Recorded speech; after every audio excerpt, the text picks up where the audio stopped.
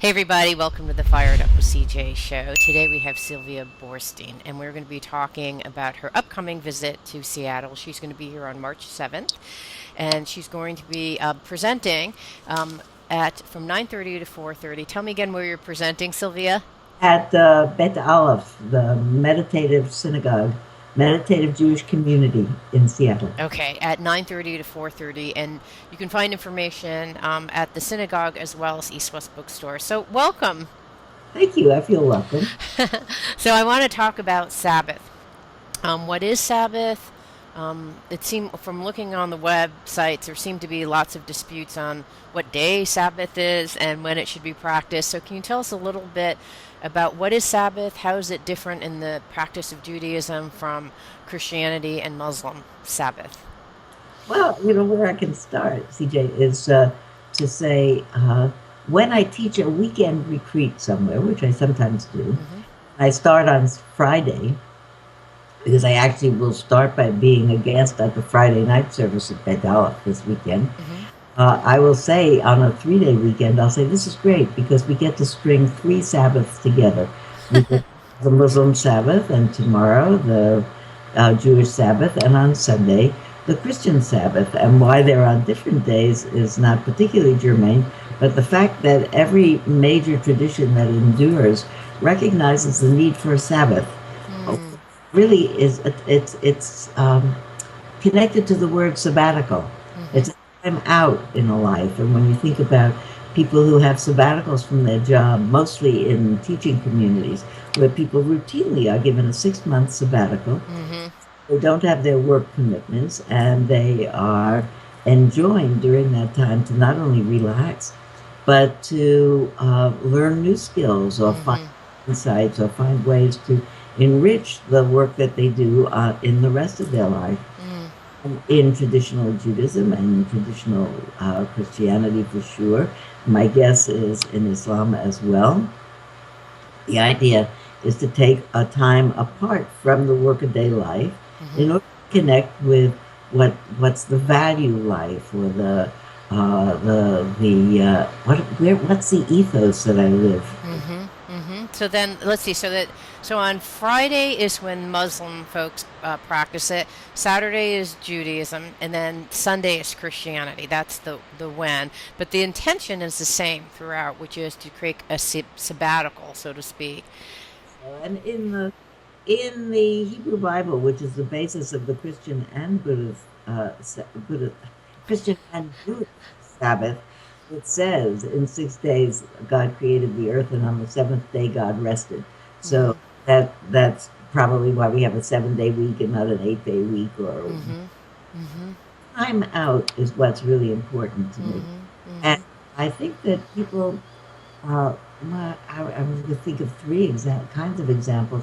People who traditionally experience the Sabbath, which was very hard uh, for most Westerners these days to conceptualize, because we don't live in a Sabbath observant community anymore. If you Hmm. small town in France, for instance, you really need to have finished your grocery shopping by Saturday afternoon because the shops will close and they won't open until Monday morning. Right. Shopkeepers and the shoppers stay home and traditionally take their families come for a large family dinner, or they go have a dinner in the park, or they go have a dinner by the sea, but they spend the day together refreshing themselves, Hmm. not only with food but with leisure time. They don't have any schedules, and with visiting each other and with Hmm. the family and renewing those ties in a less formal or a social contextual way. People go to a worship service in which Hmm. the worship service reminds them of the things that that particular lineage holds dear. Hmm.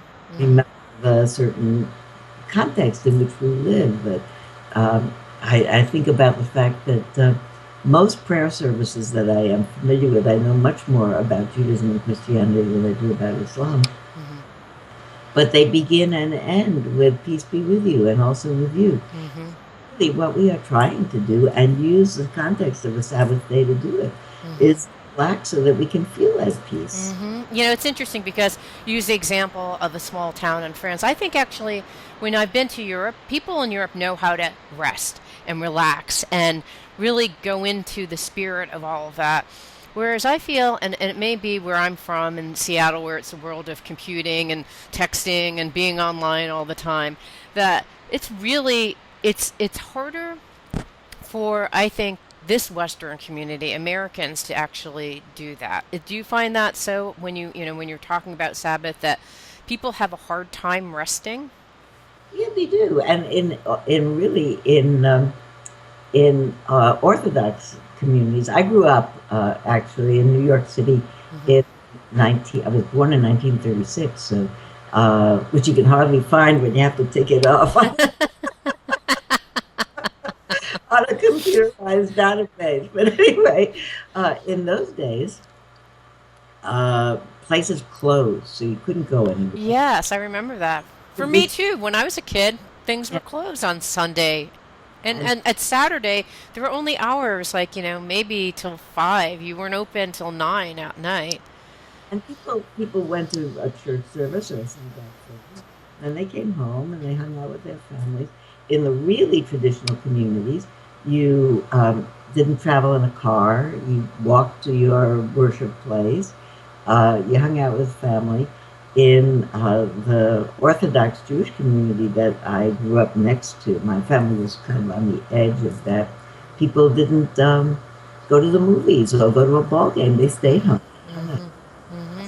Because with Orthodox, there's a whole bunch of specific rules, right, in terms of what work is defined very specifically. Is that right? In terms of not doing work means a specific set of things, right? Right. And the more progressive Jewish communities now have an understanding.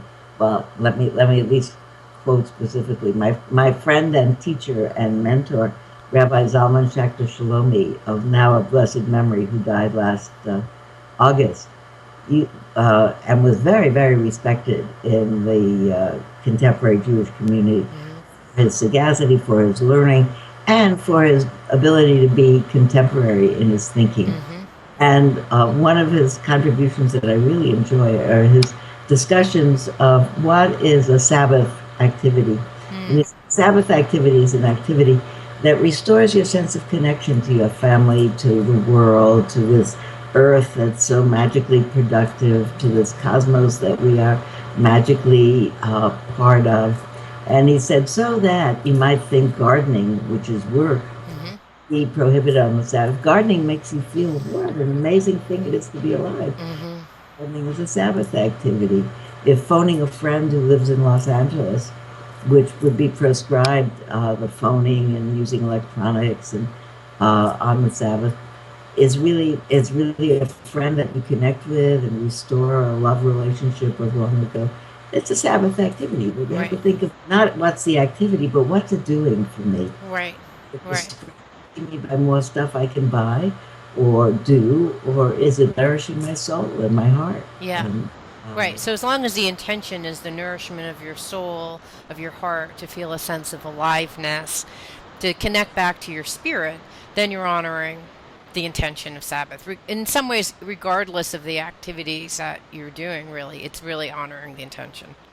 that's right. And we don't live in small towns anymore where we can walk across the street and visit a friend. Yeah. My best friends live all over the place. Yeah. And uh, One of the hardest things I would imagine on Sabbath is actually getting off the electronics. And, I was reading one of your books, and in the very beginning of your books, you were talking about how you were writing something, and a dear friend of yours was calling you at the time that you're writing something, and how that was a distraction, and he was ill, and how it was somewhat of an inconvenient time for him to be calling you, and I thought, nowadays it's 500 times worse because I think you wrote that book, several years ago before the internet and text messaging. We have a plethora of different things that keep us not mindful, keep us, keep our concentration and focus all over the place.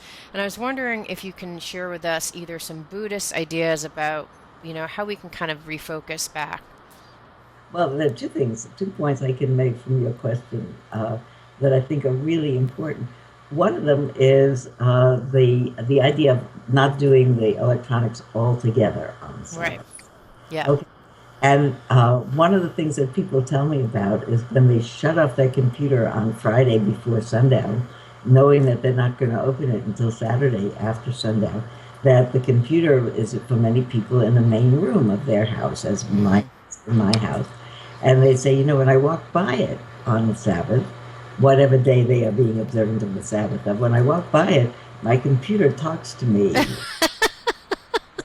Hey, there's some really important messages in here that you are missing by not turning on the computer right now. Yes. And you think, well, I'll just sneak one little look at the computer. Yeah.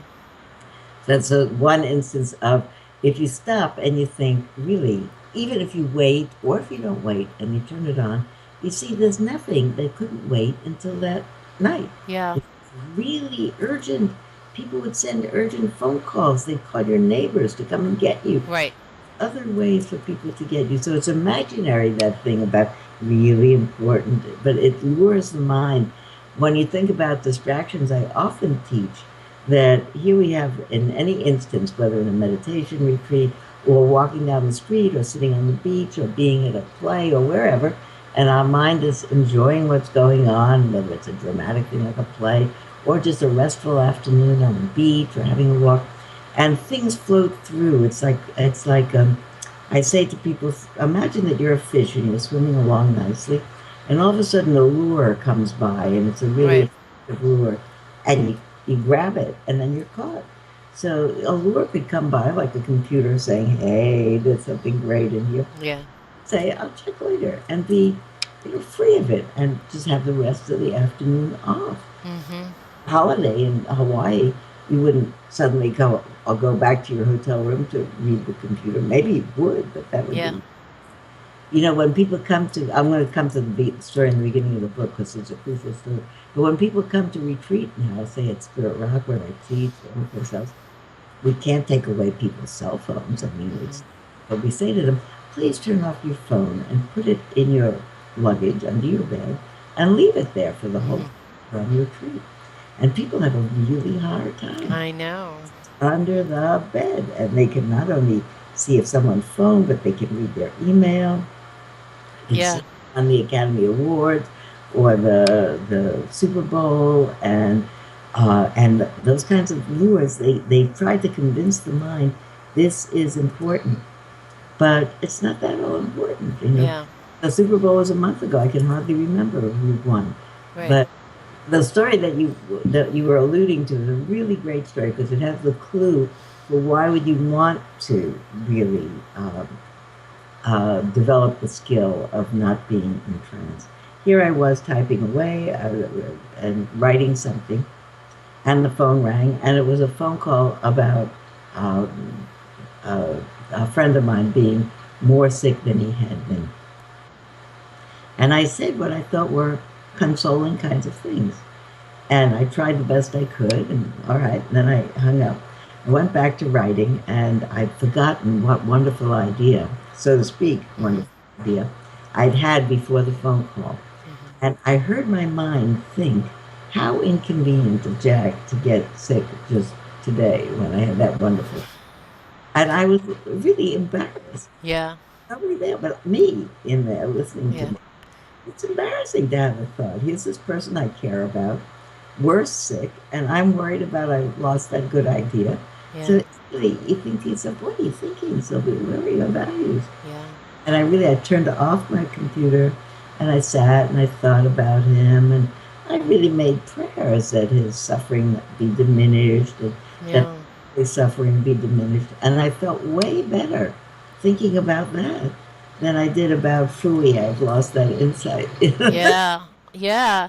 Well, I think it's what you had written in the beginning chapter of that book, where it's the connective tissue. I mean, that's the stuff that feeds our soul, really. It's not the aha idea that feeds our ego, right? Because someone's like, "That is a brilliant idea, Sylvia." That's the stuff that may be the thing that you lost, but the thing that you gained was so far. As wonderful as I love you. Yeah. Yeah. Yeah. It's interesting though, because I wondered. I actually thought, no, I'm gonna talk to Sylvia. I'm gonna ask her these questions, and I'm going to evaluate myself. What is actually forcing? And I thought I'm not gonna stand in line waiting for coffee and read my email, because you go waiting for coffee and you see this long line of people like this, and I thought I'm just gonna stand here, and I stood there. And I thought, I'm just standing here. And there is a sense of I could be being productive with my time. And here I am frittering away 15 minutes and waiting in this line for coffee. So that was one thing, this kind of desire to be productive, and almost like this sense of nervousness if you have space, because I don't think we know what to do with space when we have it. So that's what happened to me at least. So I'll tell you an idea for that because I actually have a practice around that. Oh, good. Okay. I noticed that. I also stand in line for the coffee and watch everybody. Right. And the other place is I go to meet a friend for lunch, and maybe I come early. Yes. They seat me, and I'm waiting for my friend, and I'm looking at the door, I look around, and everybody's on their computer. And I don't do it because I Yeah. have a practice around that. I don't do it, and I look at the other people, and I think to myself, I look at them computing or reading the Kindle, and I think, I'm looking at all these people, and when I look at them, I think to myself, everybody's got a life, and I have no idea what's in their mind at this moment. I don't know if they're happy or unhappy, if they've just come from the doctor who said you have a mass in your lung, I don't like the way it looks, go this afternoon to this other hospital and have a CAT scan. I don't know whether they just had an email from their brother that their mother is dying in Chicago and could you meet them there. And I look around and I actually do this is a Buddhist prayer, but it's actually a non-sectarian Buddhist. You look at people and you think, may you feel safe, may you feel content, may you feel strong, may you live with ease. You could say that in any religion about any person because everybody wants to feel safe and content more than anything. You could even be sick. You could have a dying parent. You could have a mass in your lung, and you could say, and you could be not happy about it, but say, well, okay, this is a thing that people get. I'm not being enraged about it. It's just a thing that people get. And how fortunate I am that there are doctors and hospitals and tests and machines that can figure out if there are possible cures for me. So you look at people, and you look around, and not everybody's in terrible trouble. Somebody might be reading at that moment.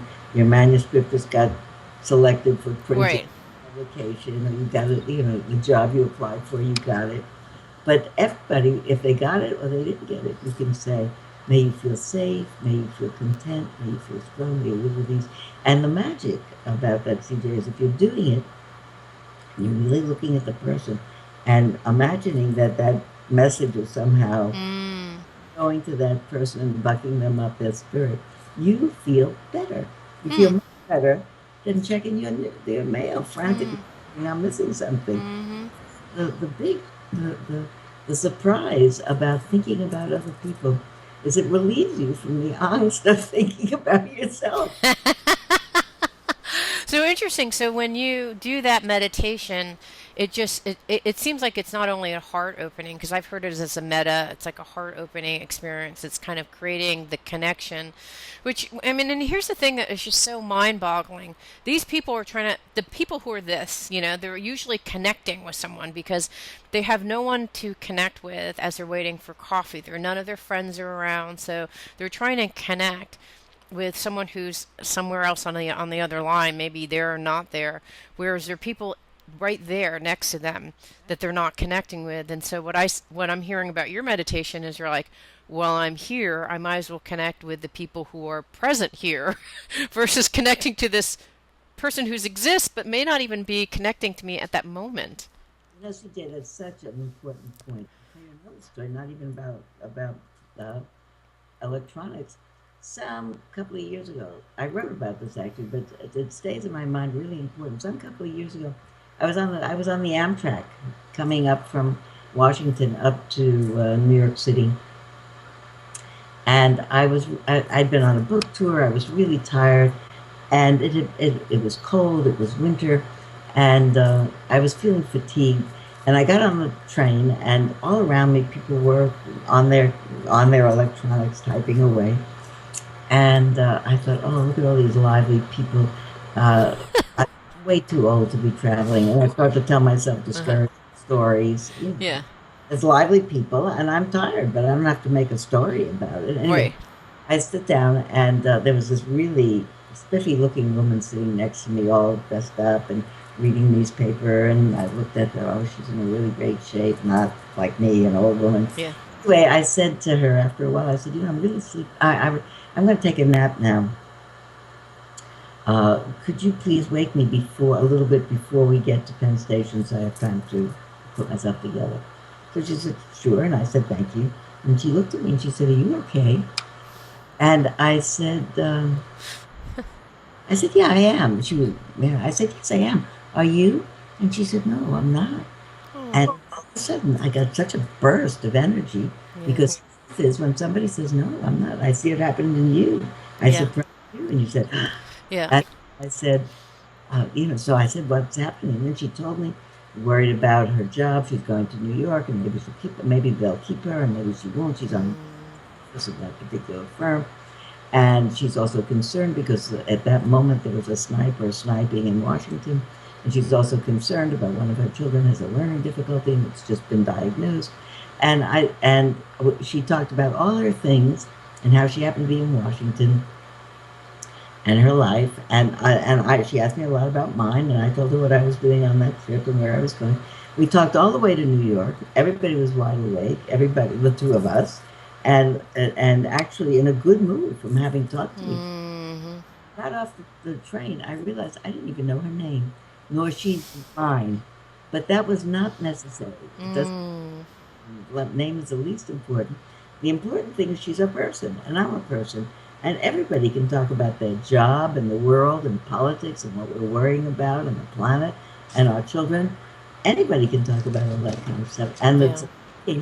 with somebody else that makes you feel alive. Yeah. It's interesting because what I'm taking from that story is that I'm completely guilty of this is that I use sometimes electronics when I'm bored. I'm typing some article about, a blog post. After this I'll be typing up an article and I'm like, oh, I just need a break. So I'll click on the Facebook, click, click, click, like, blip, blip, blip, all over the place. And then I'll go back, I'm like, what? And I thought, why do I do that? It's because I just need a little bit of a burst of entertainment. I need to be distracted. I need a break. And I use electronics and stuff to distract myself from a feeling that I'm having, right? Probably what I was feeling like you were on the train. I was feeling tired. I've been sitting at my computer for like 3 hours straight writing an article and I was feeling tired, but I wanted to get the article done. So instead of like taking a break and a nice cup of tea, what I did is I powered through by clicking on mindlessly on Facebook, just like the woman on the train, right? I mean, she had a world of troubles inside of her. But And instead of tenting them, she's reading the paper. yeah, so here because I'm sitting with this. And sometimes I mostly I wear a bracelet, and people think I'm saying some very complicated arcane mantra on them. I like the bracelet because it reminds me that I could be practicing in this moment. I'm not far from my phone, so I do Yeah, have yeah, and it's around, and I'll know if it buzzes and if I've got text. But maybe if I were in such a position I wanted to take a little time off, I take this and I would say, these are the people that I love a lot and I want things to go well for. And I would say Signora and Michael and Grace and Sarah and Liz and Harrison and Honor, and I would name my children and my children's children. And because I'd just been on the phone with you, I would have said CJ and Olivier and everybody that's coming up in Seattle. And then I think about when I teach that practice to people, I say you have to keep on moving the beads and saying a different name on different on each one. So it's hard because after you go through your immediate family, you kind of run out after a right, little. right. And Sue and her daughter's fiance, I can't remember his name, and my dry cleaner and his assistant, I also don't know their names, but you keep on going. Wakes up your mind and it makes you in such a good mood Yeah, because you become a blesser of the world. yeah, And because it's also a mind waker upper. It's like right. it's like um, Anyway, that's my Yeah, no, point. well, actually, here's what I think is the difference is when I'm reading a book, I'm distracting from, I'm actually going, I don't even want to contemplate my own thoughts. I'm just, I may get fired, there was a sniper in DC. I'm just going to like try to focus on this thing because I just can't even contemplate what was happening before. I'm in a place of fear, and reading the paper is not going to make me feel any better. But the mala and counting the beads, to me, what it does is it says, there are other people. There's love around me. There are other people I love, Cynthia, James, I'm counting the beads, but it's kind of it does the same effect, which it's distracting me, but it's not distracting me from a place of fear to kind of a more closed off place. It's actually distracting me from and actually making me more open, Yeah, yeah. right? It's the tape that's going on. Right. I'm Right. tired. I can't stand this article anymore. Right. I'll never get it done. And what if they don't like it? Right. Then I get it done. What if the blog isn't up to date? Yeah.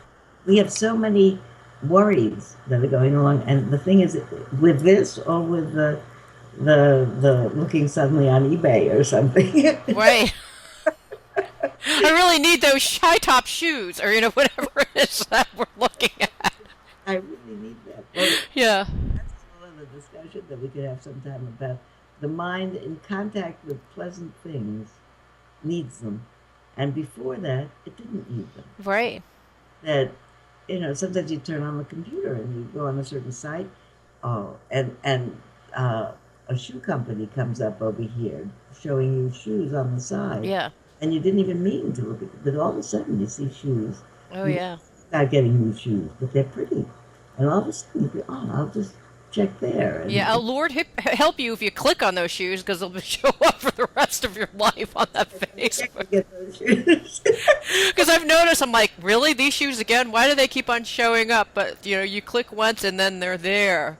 And if you buy from that shoe company, you really have them I know. It's forever. just, it's like the thing that you said when you walk by your computer and they're like, "Come, I have interesting information. You cannot know not to know. Like you can't. You have to know, don't you?" It's like those shoes on the side of Facebook. Same Or thing. you get three for the price of two. There's Yeah. innumerable things that the mind, a long time ago, but maybe not so long that you don't know. There was a song that went with some Broadway musical, and the song was "Bewitched, Bothered, and Bewildered." Mhm. What happens to the mind? The shoes are there, and we get bewitched, Mhm. or the news comes up. This is terrible thing that's going to happen unless you write your congressman and send us money right now, and this terrible thing, Right. get angry about it. Right. And bewildered, there are a lot of bewildering things going on. Really seriously bewildering things like the climate Mhm. and the wars all over the place and inequality of all kinds of things, which I think we have to think about and somehow not become bewildered or overwhelmed by. Mhm. Mhm. Yeah. One It's of that's a really serious question about how could I be a contemplative? There's no time to take time off to contemplate. There's so many problems in the world.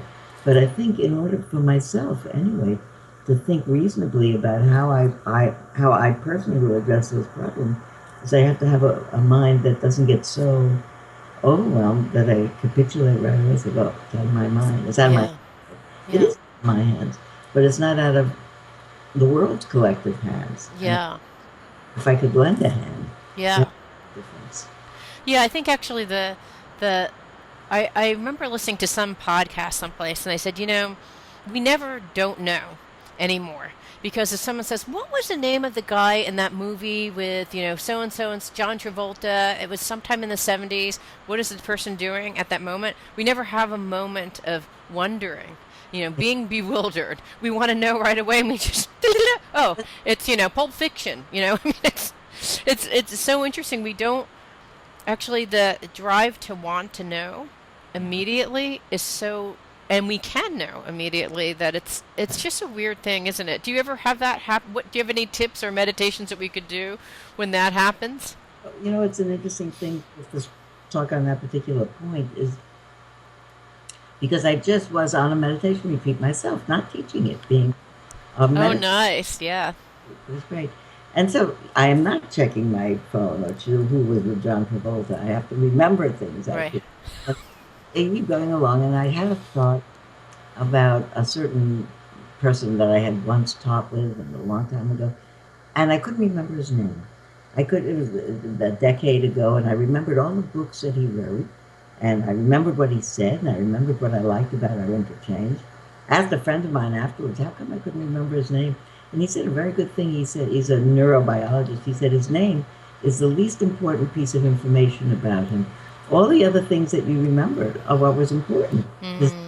Tom Jones or Joe Smith, it wouldn't have changed the story. Yeah. And he impacted my memory. So he said, but anyway, so it was on my mind though, and I thought, I have to remember his name. Why do I have to remember his name? I'm on a meditation retreat. It has nothing. Uh, and it's tangential to everything, but now I have to. Probably the imperative is I have to remember because then otherwise I'll tell you an auxiliary story of you see you're an old woman and now you're losing your memory. Ah. Really, it's an up for me story. I don't actually think it's happening yet, but I'm Yeah. on the lookout. Yeah. So it becomes vital. So a few days go by, and all of a sudden, I can't even think of his name now. I probably wouldn't use it anyway. All of a sudden, a couple of days later, I think Paul. Ah, it's like one of us thinking about it all the time, and Right. looking for, like I could imagine little research assistants going through all the files and looking for it. And a few days later, all of a sudden, Smith. Yes, his name is Paul Smith. Anyway, Yes. the reason I tell you that is that I'm very impressed with that. Just as you said before, it wasn't a point that you continued, but I think you said nothing gets lost in there. That really there's an imprint from everything. That somewhere Mm-hmm. is Paul Smith. Somewhere in there is my kindergarten teacher's name Mm. that I can't remember. But if someone were to tell me, remember, Miss O'Neill taught with Miss Fitzgerald or something, and oh yes, Fitzgerald, that was what I couldn't remember. So it's all in there, and I'm so amazed at the human brain's capacity, Mm-hmm. the not only to know that, because a lot of times as people age, they lose brain connectivity and they can't get it. I'm more touched by it because I think about the long-term effects of traumata and the fact that when things happen to people, how long that bad memory is in there in Mm-hmm. their life. From the point of view of being someone, when we talk about what's a spiritual life, for instance, Mm-hmm. values that I want to recover, Mm. Sabbath that I might or might not be observing traditionally, the value of honoring other people and not hurting their feelings, the impact of hurt feelings decades later is so poignant to me. If I say to a group of people in a class, how many people here can remember a remark that somebody made to you that hurt your feelings in the last year? So Yeah. everybody picks up Yep. their hand. In the last 10 years, everybody picks Yeah. up. In the last 50 years, in the last 60 years, usually people can remember a remark Mm-hmm. that comes from their kindergarten, 5, 6, 7. Somebody said you can't sing in tune, Mm-hmm. or your clay Yeah. ashtray doesn't look good, or that something about you. And I think that the mind is traumatized by negative input. It means you don't love me. Mm-hmm. The Mm-hmm. variation of my voice is not acceptable. My clay ashtray is not acceptable, Right. and it's the beginning of a bad feeling about yourself. Yeah. Um, it's very touching, that if we fast forward to a story that I heard much more recently. The Dalai Lama was in a conference, a seminar with Western psychologists, and the Western psychologists were talking about the endemic low self-esteem in contemporary Western civilization. And he didn't know, actually, they didn't call it low self-esteem, they called it self-loathing. Mm-hmm. So the Dalai Lama couldn't get what that meant. And his translator kept trying to explain it to him. Mm. He speaks quite good English, but that particular term he couldn't get, and the translator's explaining to him. And then he suddenly sits up, like he finally understood the translator. And he said, but that's a big mistake, he said. he said, everybody is a precious being. Hmm. Very touching. We don't have a culture. Hmm. Everybody is taught, treated as a precious. Hmm. Hmm. I completely agree. I think what's interesting and how this loops back to talking about why we're so distracted is we don't even oftentimes we haven't gone into those stories. We haven't gone into those traumatic stories that are 1 year old, 30-year old, from our and those things kind of lodge within ourselves, and each of those things embedded in each one of those things is an incredible learning for us to take with us. But instead of going in and having a Sabbath where we could ask the questions to say, "Wow, what is happening?" That was interesting. That Sylvia asked me that during retreat. Why did my heart hurt when she said that? Why is it so painful? Those are exactly the times when you can use Sabbath, right? To go on the inside, find your spirit, find your answers. I mean, I think that that's such a lovely way to kind of wrap, I think, all of these things together. Don't you? Actually, I do, and the theory. I'm not really licensed as a trauma therapist, but I see it happen a lot to people on retreat, which is kind of an extent Mm, where your mind is relaxed and really more spacious. It's a funny word to use because it sounds like a location spacious, but not so no not so tight. And so it's the kind of mind in which sometimes people come and report, I remember this and this behavior that my parents did to me. I remember my father called me this terrible name when I was 8 years old. But when I remembered it this morning, I was sitting out on the bench and I was looking at the grain, the countryside around me, and I was watching the deer grazing in the far meadow. My mind was very relaxed, and I suddenly realized my father was the way he was because his parents were the way they were, and he really couldn't help himself. That had he been able to do it differently, he would have done it differently. mm-hmm. It wasn't I don't have to take it personally now. Mm-hmm. It was Mm-hmm. 6 years later. Yeah. It's not like you forget the event, but you detoxify it, Mm-hmm. Mm-hmm. contextualizing it. And because the truth is that nobody does anything other than how they were programmed and brought up, and in a certain way, which frightens people. Nobody's really responsible. Everybody's responsible. Yeah. The world is responsible. Yeah. Yeah, it's the quiet part of contemplation. When you actually do spend the time to have quiet contemplation, all those things arise, and they're so healing, right? I mean, and the example that you gave was so healing. In fact, I did a 5-day retreat, silent retreat at Spirit Rock, and I was surprised because on the fourth day, and it was almost like it was wearing on me. And on the fourth day, there was some forgiveness meditation that they led us through. And I was shocked because at the end, I was just like a little tear came down, and then it was like a 10 Kleenex alarm event where I had many, many Kleenex. I mean, I was almost like couldn't believe there was so much liquid coming from my face. and and I realized that I hadn't mourned my dad's death. But like those are things that I was running away from with all this and the reading and the Kindle. It's like these are things that you run away from, but that I will always remember those 5 days where I was completely silent. I talked to my girlfriend and I cheated sometimes, so for the most part, I was silent. But it was amazing because, like you said, you do have this sense of openness. Your mind is open, it's empty, it's free, and when that happens, you may fear that you're going to go into a set of traumas that you can't resolve, but if you actually stick with it, you'll get to the point of forgiveness and love, all the things that you mentioned. Actually, that's exactly true. People worry about I'll never get out of here, but they do. The They mind do. is very trustworthy. It actually, people sometimes say you never get more than you can handle.